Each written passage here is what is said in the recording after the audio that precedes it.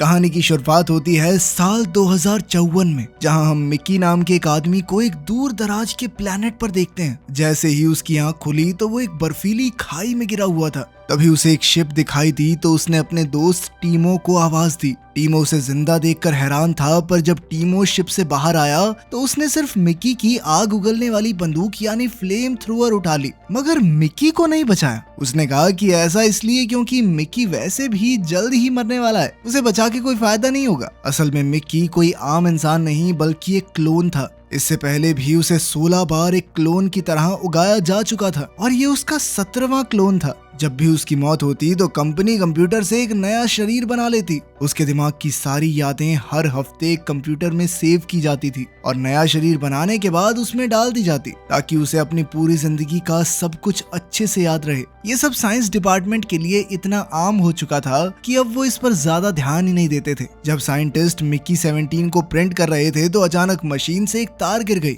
जिस वजह से प्रोसेस में थोड़ी गड़बड़ी आ गई। असल में धरती पर क्लोनिंग करना मना था और इसे सिर्फ अंतरिक्ष में एक्सपेंडेबल्स नाम के लोगों के साथ किया जाता था। मिकी भी ऐसा ही एक एक्सपेंडेबल था, जिसका मतलब था कि उसे अंतरिक्ष में खतरनाक मिशंस के लिए भेजा जाता, क्योंकि अगर वो मर भी गया तो वो और मिकी बना लेंगे। उसका तो काम ही दरअसल मरना था। एक दिन उन्होंने मिकी को मरम्मत का काम करने के लिए स्पेसशिप से बाहर भेजा, पर जल्द ही मिकी को एहसास हुआ कि वो झूठ बोल रहे थे। स्पेसशिप में कोई गड़बड़ी थी ही नहीं, बल्कि वो उसे खतरनाक रेडिएशन में भेजकर टेस्ट करना चाहते थे कि बाहर अगर नॉर्मल इंसान जाएंगे तो क्या होगा उनके साथ। तभी अचानक स्पेसशिप से एक औजार उस पर आ गिरा और उसका हाथ कट गया, जिसे देखकर साइंटिस्ट मजे ले रहे थे। इसके बाद उन्होंने अगला मिकी प्रिंट किया तो उसके पास जीने के लिए सिर्फ 15 मिनट बाकी थे। तो साइंटिस्ट्स ने फटाफट सैंपल्स लेने का काम शुरू कर दिया। असल में इस सब की शुरुआत धरती पर 4 साल पहले हुई थी। मिकी टीमो का सबसे खास दोस्त था। टीमो ने उसे कुछ खतरनाक गुंडों से कर्जा दिलवाकर अपनी बेकरी की दुकान खोलने में मदद की,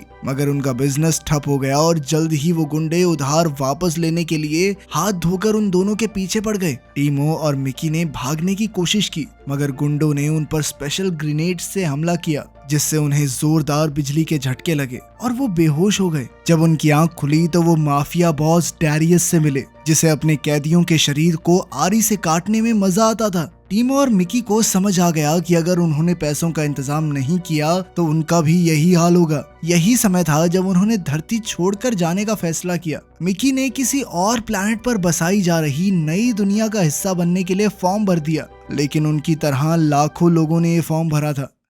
इस मिशन का लीडर केनेथ नाम का एक नेता था, जो पिछले 2 इलेक्शन हार चुका था, मगर उसके कट्टर साथी उसके लिए कुछ भी करने को तैयार थे और इसी वजह से उसे अपने इस मिशन के लिए इन्वेस्टर्स मिल गए। टीमो तो आसानी से इस मिशन का हिस्सा बन गया, क्योंकि उसके पास पायलट का लर्नर्स परमिट था, लेकिन मिकी के पास ऐसी कोई खासियत नहीं थी। इसीलिए उसने बिना ज्यादा रिसर्च किए फॉर्म में एक्सपेंडेबल भर दिया। इसके बाद कंपनी की एक ऑफिसर ने मिकी को पूरी जगह घुमाते हुए एक्सपेंडेबल्स के काम के बारे में बताया। उनका प्रिंटर स्पेसशिप में मौजूद सारा ऑर्गेनिक कचरा इकट्ठा करता था, जैसे बचा हुआ खाना, इंसानी कचरा और लाशें, और फिर इन्हीं की मदद से क्लोन्स के नए शरीर प्रिंट किए जाते थे। लेकिन मिकी उस लड़की की खुशबू में इतना मदहोश हो चुका था कि उसे कुछ भी सुनाई नहीं दिया। खैर, उस लड़की ने मिकी को शुरुआती स्कैन के लिए लेटाकर मशीन में भेजा। फिर उसने उसके दिमाग की सारी यादों का एक बैकअप बनाकर एक ईंट जैसे डिवाइस में भर दिया। फिर उसे एक खास इंजेक्शन दिया गया, जिससे उसे सारी पुरानी घटनाएं याद आ गई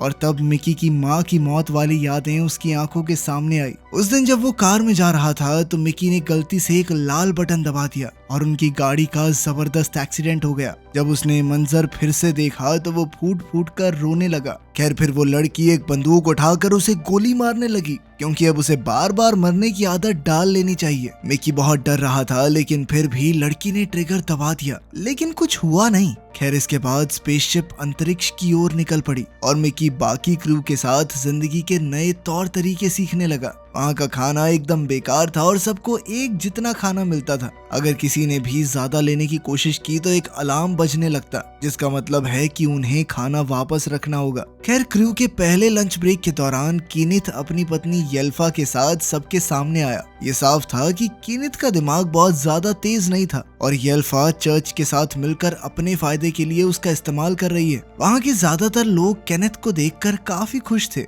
मगर कुछ लोग एकदम शांत रहे। उसी समय मिकी की नजर सिक्योरिटी एजेंट नाशा पर पड़ी और उसे पहली नजर में ही उससे प्यार हो गया। नाशा ने उसे अपने टेबल पर बुलाया तो मिकी उसके पास गया। नाशा ने अपना खाना उसके साथ बांटा और जल्द ही दोनों में दोस्ती हो गई। उसी समय कीनिथ अपने भाषण में कह रहा था कि वो एक नए प्लेनेट पर जाकर एक नई दुनिया बसाने वाले हैं, लेकिन ऐसा होने से पहले उनके पास सिर्फ जरूरत का राशन होगा, यानी वो और इंसानों को नहीं पाल सकते। इसलिए कीनिथ ने आपसी संबंध बनाने पर रोक लगा दी। हालांकि इससे कोई खुश नहीं था, इसीलिए उसने कहा कि नए प्लेनेट पर जाकर जितने मर्जी बच्चे पैदा करना। लेकिन नाशा और मिकी को इस रूल की कोई परवाह नहीं थी और वो छुप छुप कर इकट्ठे रातें गुजारने लगे। इधर क्रू के लोग अक्सर मिकी से पूछते रहते थे कि मरने पर कैसा लगता है, जिससे मिकी को काफी परेशानी होती थी। एक दिन नाशा ने गुस्से में आकर उन्हें गोली मारने की धमकी दी ताकि वो खुद मौत के मुंह में जाकर ये अनुभव कर सकें। इस वजह से कैफेटेरिया में लड़ाई छिड़ गई और फिर सिक्योरिटी ने सबको पूरी रात जेल में रखा। मिकी को तो सजा के तौर पर पहले से आधा खाना दिया जाने लगा। इधर जब काय और जेनिफर नाम की लड़कियां मिकी के करीब जाने की कोशिश करती थी तो नाशा जल्द ही वहां आकर सबको ये दिखा देती कि मिकी सिर्फ और सिर्फ उसका है। आखिरकार कुछ समय बाद स्पेसशिप उस प्लेनेट पर पहुंच ही गई जहां उन्हें जाना था और साइंटिस्टों ने मिकी को बिना हेलमेट के बाहर भेज दिया ताकि वो उस इलाके में जितने वायरस हैं सबको इकट्ठा करके ला सके। मिकी बाहर जाते ही बीमार होकर मर गया, लेकिन इस वायरस की वैक्सीन ढूंढने के लिए उन्हें इस मिशन को बार बार दोहराना पड़ा। एक दिन साइंटिस्ट्स ने देखा कि लाश के बैग में मिकी अब भी जिंदा था, पर फिर भी उन्होंने मिकी को साइक्लर में फेंक कर मार डाला। आखिरकार मिकी 12 से मिकी 16 की बदौलत साइंटिस्ट ने वो वैक्सीन ढूंढ निकाली और अब इंसान बिना मास्क के इस प्लेनेट पर घूम सकते थे। इसके बाद मिकी को अपनी रिसर्च टीम के साथ बाहर भेजा गया तो वो सब एक बर्फीली गुफा में घुस गए। काय की नजर दीवार में एक छेद पर पड़ी जहां कीड़े जैसे कुछ जानवर थे। एक जानवर अचानक काय पर कूद पड़ा तो काय भागी और वो जानवर उसका पीछा करने लगा। उसी समय उसके एक साथी ने गोलियां चलाकर सभी एलियन जानवरों को भगा दिया। इसके बाद वो सब बाहर जाने लगे तो अचानक जेनिफर वहीं जम गई क्योंकि उसे एहसास हुआ कि छत पर जरूर कोई जानवर है। उसने छत पर हमला कर दिया जिससे उस पर बर्फ गिर पड़ी और वो वहीं दबकर मारी गई। बाद में जब वो स्पेसशिप में पहुंचे तो कीनिथ ने मिकी को खूब डांटा क्योंकि जेनिफर की जगह मिकी को मरना चाहिए था, उसका तो काम ही मरना है। फिर उसने उन जानवरों की वीडियोस देखने के बाद उन्हें क्रीपर्स नाम दिया। इधर मिकी को पहले से भी आधा खाना मिलने लगा था और काम कर दिया था 2 गुना। उन्होंने मिकी को क्रीपर्स के सैंपल्स इकट्ठा करने के लिए बाहर भेजा और टीमो अपने हेलीकॉप्टर में उसे खाना देने जाता था। एक दिन मिकी पतली बर्फ पर चल रहा था तो अचानक वो टूट गई और मिकी बर्फीली खाई में गिर गया। यहीं से कहानी की शुरुआत हुई थी। टीमो के जाने के बाद मिकी एक बड़े से क्रीपर के हाथ लग गया जो उसे खींच कर ले जाने लगा। जल्द ही छोटे छोटे क्रीपर्स ने उसे घेर लिया और उसकी उंगलियां चबाने की कोशिश करने लगे। खैर फिर क्रीपर्स की माँ ने अजीबोगरीब सी आवाजें निकाली तो मिकी ने भी वैसा ही किया और क्रीपर्स ने उसे खाई से बाहर फेंक दिया। उसने क्रीपर्स की तरफ देखा तो उसे एहसास हुआ कि ये क्लोन इतना घटिया होता है कि क्रीपर्स भी उसे खाना पसंद नहीं करते। तभी मिकी को पास से ही एक कंपनी ट्रक गुजरता दिखाई दिया तो उसने मदद की गुहार लगाई पर किसी ने उसकी आवाज नहीं सुनी। तब वो भागकर ट्रक की छत पर चढ़ गया। आखिरकार जब वो स्पेसशिप में वापस पहुंचा तो वो सीधा अपने कमरे में जाकर बिस्तर पर लेट गया, पर तभी उसने देखा कि मिकी 18 को पहले ही प्रिंट कर दिया गया था और वो उसके सामने मौजूद था। ये देखकर मिकी 17 चिल्ला पड़ा क्योंकि एक ही समय पर 2 क्लोन्स का होना गैर कानूनी था। तब 18 ने उस पर पत्थर फेंक कर उसे बेहोश कर दिया। कुछ देर बाद जब 17 की आंख खुली तो उसने देखा कि 18 उसे एक बक्से में घसीट कर ले जा रहा था। 17 को याद आया कि नाशा ने कहा था कि हर एक मिकी थोड़ा सा अलग है और उसने हिसाब लगाया कि मिकी 18 थोड़ा ज्यादा गुस्से वाला था। जब वो साइक्लर रूम में पहुंचे तो 17 ने पीछे से 18 पर हमला करने की कोशिश की, मगर 18 ने उसे देख लिया और उसे बुरी तरह पीटने लगा। फिर उसने 17 को आग के कुएं में धकेलने की कोशिश की तो 17 ने उसे एक ऑफर दिया। उसने कहा कि वो दोनों काम बांट कर सकते हैं और फिर एक एक करके मर भी सकते हैं क्योंकि मरना तो तय था उनका। 18 को एहसास हुआ कि 17 मरने से डरता है, पर उसे समझ नहीं आया कि ऐसा क्यों है क्योंकि वो तो पहले भी कई बार मर चुका है। तब 17 ने कहा कि वो दोनों बहुत अलग हैं, पर 18 ने उसे फिर से धक्का देने की कोशिश की। उसी समय उन्हें किसी के आने की आवाज सुनाई दी तो दोनों मिकी छुपने के लिए भागे। असल में ये टीमो था जो चुपके से बाकी क्रू मेंबर्स को ऑक्सीफोजोल नाम का ड्रग बेच रहा था जो शरीर के ऊपर शराब वाला असर करता था। जैसे ही टीमो अकेला हुआ तो 18 ने बाहर आकर टीमो को पीटना शुरू कर दिया, क्योंकि उसके बिजनेस आइडिया की वजह से ही आज वो यहाँ पर फंस गया था। उसने टीमो को कुएं में धकेलना चाहा, पर तभी 17 ने उस पर हमला बोल दिया। फिर 17 ने टीमो की जान बचाने की कोशिश की, लेकिन 18 ने उसे पीछे खींच लिया। इसके बाद उन दोनों में थोड़ी हाथापाई हुई और 18 ने एक गर्मा गर्म लोहे का सरिया उठा लिया। पर उसी समय एन वक्त पर नाशा और सिक्योरिटी टीम का हेड ज़ीक कमरे में आ पहुंचे। तब 18 ने टीमो को अपना मुंह बंद रखने को कहा, वरना वो उसके ड्रग बेचने वाले काम का भांडा फोड़ कर देगा, फिर दोनों इकट्ठे मरेंगे, ठीक है। फिर 18 और टीमो ने नाटक किया कि टीमो गलती से कुएं में गिर गया था और 18 ने उसकी जान बचाई है। उधर 17 छुप कर ये सब देख रहा था, और जब उसने नाशा को 18 के साथ चिपक कर जाते हुए देखा तो उसे बहुत जलन हुई। 17 ने उसके पीछे जाने की कोशिश की, पर तभी एक चर्च के आदमी ने उसे रोक लिया, क्योंकि वो उसके साथ तस्वीर लेना चाहता था। फिर उसने बताया कि मिकी को कीनथ और येल्फा के साथ डिनर का मौका दिया जा रहा है। रात को जब वो डिनर पर गया तो इतना स्वाद खाना देखकर उस पर टूट पड़ा। कीनथ ने उसे जेनिफर की मौत पर डांटने के लिए उससे माफी भी मांगी। फिर काय भी वहां आ गई और वो लोग बातचीत कर ही रहे थे कि तभी अचानक मिकी ने उल्टी कर दी और साइंस टीम कमरे में घुस आई। उन्हें मिकी की गर्दन पर लाल निशान दिखाई दिया तो वो समझ गए कि ये मीट में मौजूद ग्रोथ हार्मोन्स खाने की वजह से हुआ है। असल में साइंस टीम एक खास दवाई बनाने पर काम कर रही थी और उन्होंने मिकी को इंजेक्शन दिया, लेकिन वो छटपटाता हुआ इधर उधर सामान से टकराकर दर्द में बुरी तरह कराहने लगा। कीनथ ने कहा कि उन्हें मिकी को आसान मौत देनी चाहिए, और इधर येल्फा ने अपना कारपेट हटा दिया ताकि उस पर खून के धब्बे न लगे। काय का मानना था कि उन्हें मिकी के साथ ऐसा बर्ताव नहीं करना चाहिए, पर कीनथ ने कहा कि ये इंसान नहीं है, क्लोन है बस एक। तब मिकी ने गुहार लगाई कि उसे मारने की जरूरत नहीं है, वो ठीक महसूस कर रहा है अब। जिसके बाद काय उसे अपने साथ ले गई। काय के कमरे में मिकी ने तस्वीरों में देखा कि काय जेनिफर से बेहद प्यार करती थी। तब काय ने मिकी से मरने के बारे में पूछा, क्योंकि वो जानना चाहती थी कि जेनिफर ने मौत से पहले क्या फील किया था। मिकी ने बताया कि एक बहुत ही डरावना अनुभव है। फिर काय ने उसके करीब आने की कोशिश की, पर मिकी घबरा कर भाग गया। इसके बाद जब वो अपने कमरे में पहुंचा तो नाशा ने पहचान लिया कि वो नंबर 17 है। असल में 18 ने उसे पहले ही सब कुछ बता दिया था। फिर उसने अपनी लिपस्टिक से दोनों के शरीर पर नंबर लिख दिए। उसी समय काय उनके कमरे में आ गई और उसने दोनों क्लोन्स को देख लिया, पर वो बिना कुछ कहे कमरे से चली गई। तभी नाशा उसे रोकने के लिए उसके पीछे दौड़ी। उधर क्लोन्स टीवी देख रहे थे, जिसमें कीनथ अपने साइंटिस्ट्स के साथ एक टॉक शो पर बात कर रहा था। तब 17 ने 18 को डिनर के समय हुई सारी घटनाओं के बारे में बताया कि कैसे कीनथ सिर्फ एक एलर्जी इन्फेक्शन के चलते भी उसे मारना चाहता था। ये बात सुनकर 18 को बहुत गुस्सा आया। अब वो नाशा की बंदूक लेकर कीनथ की जान लेने निकल पड़ा। उधर काय एक से ज्यादा क्लोन्स की रिपोर्ट करने गई थी, पर नाशा उस तक पहुंच गई। तब काय ने कहा कि अगर नाशा चाहती है कि काय किसी को भी इस बारे में ना बताए तो उसे काय को एक मिकी देना होगा। पर ये सुनते ही नाशा को बहुत गुस्सा आया, क्योंकि मिकी कोई खिलौना नहीं है कि किसी को भी बांट दिया। उसी समय 18 वहां से भागा और 17 भी उसका पीछा करते हुए वहां आ गया। 17 ने काई और नाशा को बताया कि 18 के पास बंदूक है। उधर कैफेटेरिया में एक लेजर मशीन एक बड़ी सी चट्टान को काट रही थी, क्योंकि उसके अंदर एक काला हीरा छुपा हुआ था।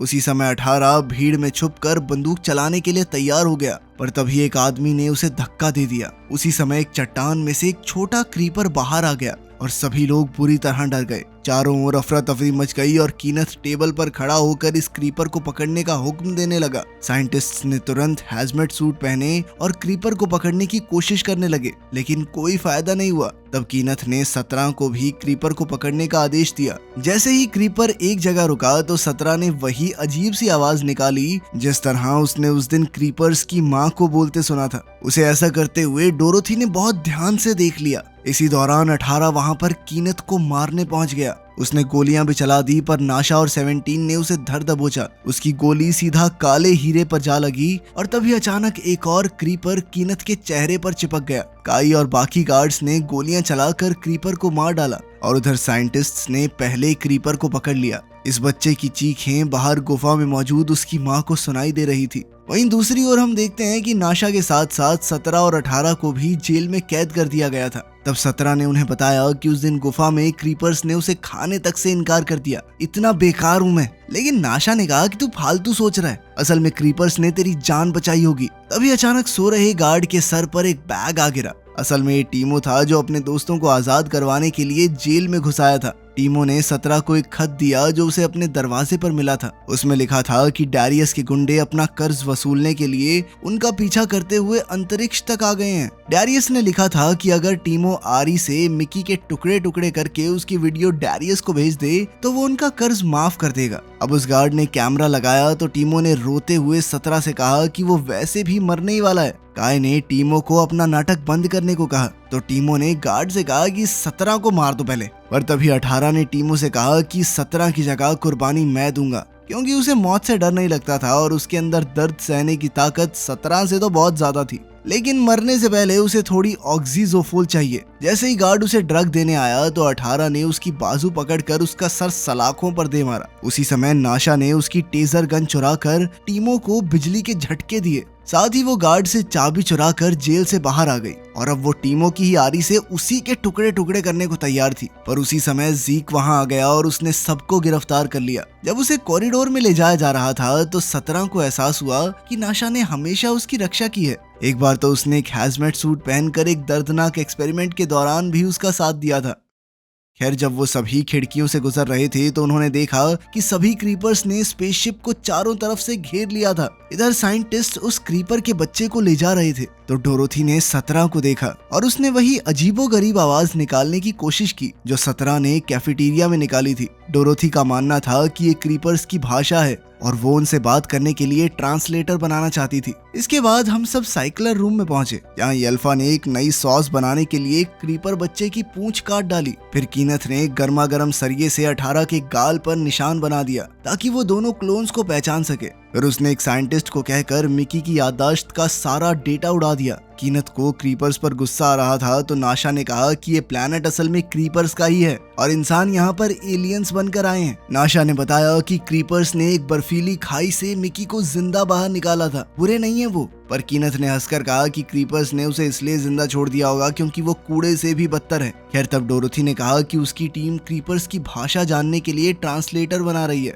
उसी समय क्रीपर बच्चे ने कीनथ पर थूक दिया, जिस पर कीनथ ने उस पर गरम सरिये से वार किया, पर वो चूक गया। अब कीनथ को बहुत गुस्सा आ रहा था, इसीलिए वो अनाप शनाप बोलता जा रहा था, जिसके बाद नाशा भी उस पर चिल्ला पड़ी। फिर कीनथ ने तैश में आकर क्रीपर बच्चे को एक रस्सी से बांधकर आग के कुएं में फेंक दिया और रस्सी नाशा की ओर फेंक दी। नाशा ने जैसे तैसे उसे अपने दांतों से पकड़ा ताकि वो बच्चे की जान बचा सके। जीक ने अपने आदमियों को ये सब रिकॉर्ड करने को कहा। अब कीनथ चाहता था कि सभी क्रीपर्स को मौत के घाट उतार दिया जाए, पर येल्फा के पास इससे बेहतर आइडिया था। उन्होंने मिकी 17 और 18 की पीठ पर बॉम्ब्स लगा दिए, जिसके बटन्स कीनथ के हाथ में थे। येल्फा चाहती थी कि वो ज्यादा से ज्यादा क्रीपर्स की पूंछ काट कर लाएं और जो भी पहले 100 पूंछ लेकर आएगा वो जीत जाएगा। वहीं हारने वाले को अपनी मौत का सामना करना होगा। जब वो रास्ते में थे तो 17 ने कहा कि ये उसकी माँ के कार एक्सीडेंट की सजा है, पर 18 ने कहा कि उस गाड़ी में डिफेक्ट था, इसीलिए उन्हें सिर्फ एक बटन दबाने के लिए खुद को अपनी माँ की मौत का जिम्मेदार नहीं समझना चाहिए। उसी समय डोरोथी वहां आ गई और उन्हें अपना बनाया ट्रांसलेटर डिवाइस दिया। अब वो दोनों क्रीपर्स के झुंड से होते हुए बच्चों की माँ तक आ पहुंचे। वो मिकी को पहचानती थी। उसने कहा कि उसने मिकी की जान बचाई थी, पर बदले में इंसानों ने उसके ही बच्चे को कैद कर लिया। अगर उसके बच्चे को कुछ भी हुआ तो वो सभी इंसानों को मौत के घाट उतार देगी। तभी उसने जोर से चिल्लाना शुरू कर दिया और बाकी बच्चों ने भी ऐसा ही किया। 17 और 18 ने अपने कान बंद कर लिए, जिस पर क्रीपर माँ ने कहा कि अपनी ताकत से वो उनके दिमाग भी उड़ा सकती है। उधर स्पेसशिप में जब कीनथ और येल्फा ने क्लोन्स को क्रीपर्स से बातचीत करते देखा तो वो काफी घबरा गए। उसी समय मिकी 17 कैमरास की तरफ भागा और अपनी उंगलियों से C3 का निशान बनाया। दरअसल ये एक सिग्नल था नाशा को, जिसका मतलब था कि कुछ भी करके बच्चे को उसकी माँ तक पहुंचाना होगा। येल्फा और चर्च को लगा कि क्लोन्स के बजाय कीनथ को इन क्रीपर्स से बात करनी चाहिए। उधर 17 ने क्रीपर माँ से वादा किया कि नाशा उसके बच्चे को जरूर ले आएगी, लेकिन माँ ने कहा कि सिर्फ इतने से नहीं चलेगा, क्योंकि इंसानों ने उसके एक बच्चे की जान ली थी, इसीलिए बदले में उसे भी एक इंसान की जान लेनी होगी। उसी समय कीनथ की 3 गाड़ियां बाहर आई। अंदर नाशा ने एकदम कूद कर येल्फा को पकड़ लिया। तभी जीक ने बच्चे की रस्सी पकड़ ली तो नाशा ने कहा कि अगर वो बच्चे को उसकी माँ के पास ले जाने देंगे तो वो येल्फा को रिहा कर देगी। जैसे ही जीक नाशा को रस्सी देने वाला था तो येल्फा ने उसकी कलाई काट दी, पर नाशा ने ऐन वक्त पर रस्सी पकड़ ली। येल्फा नाशा को गिरफ्तार करना चाहती थी, पर जीक ने कहा कि येल्फा और कीनथ ने अपनी ताकत का गलत इस्तेमाल किया है, इसीलिए उन्हें कमेटी के सामने पेश होना होगा। उधर बाहर गाड़ियों को आता देख बच्चे भागकर अपनी माँ से लिपट गए। अब गार्ड को समझ नहीं आ रहा था कि उन्हें किस पर बंदूक चलानी है। उसी समय 18 उनके सामने आ गया तो एक गार्ड तो उस पर भी हमला करने वाला था, पर चर्च के आदमी ने उसका रॉकेट आसमान की तरफ मोड़ दिया, क्योंकि वो जानता था कि 18 का अगर बम फट गया ना तो वो भी मारे जाएंगे। उसी समय 18 कीनथ पर कूद पड़ा। इधर नाशा जैसे ही बच्चे को लेकर आई तो 18 ने ऐलान किया कि वो क्रीपर माँ के लिए एक इंसान की बलि भी देने को तैयार है। वो एक पल के लिए हिचकिचाया, पर फिर उसने बटन दबा दिया, जिसके बाद उसने अपने बैग में रखे बम को फोड़कर कीनथ को भी मार गिराया। आखिरकार सभी क्रीपर्स चुपचाप वहां से चले गए। ये सब खत्म होने के बाद पूरे क्रू को जेल में डाल दिया गया। कीनथ को खोने के बाद येल्फा भी पागल होकर अपनी जान खो बैठी। इसके बाद बाकी क्रू पर केस चला, पर आखिरकार नाशा जेल से बाहर आ गई और उसने कमेटी हेड के लीडर का इलेक्शन लड़ने का फैसला किया ताकि वो अच्छे बदलाव ला सके। वहीं दूसरी ओर डोरोथी ने ट्रांसलेशन की रिसर्च पूरी कर ली थी और अब मिकी अक्सर क्रीपर्स से बात करता। तब उसे पता चला कि क्रीपर्स की वो अजीबोगरीब आवाज सिर्फ शोर है और क्रीपर माँ ने अपने बच्चे को पाने के लिए झूठ कहा था कि अगर वो चाहे तो उनका दिमाग फोड़ सकती है। खैर जल्द ही नाशा इलेक्शन जीत कर नई लीडर बन गई, जिसके बाद उसने ऐलान किया कि एक्सपेंडेबल्स प्रोग्राम हमेशा के लिए बंद किया जाता है और अब मिकी को एक क्लोन नहीं बल्कि एक असली इंसान समझा जाएगा। वीडियो पसंद आई तो लाइक कर देना, चैनल को सब्सक्राइब कर लेना। मिलते हैं अगली वीडियो में।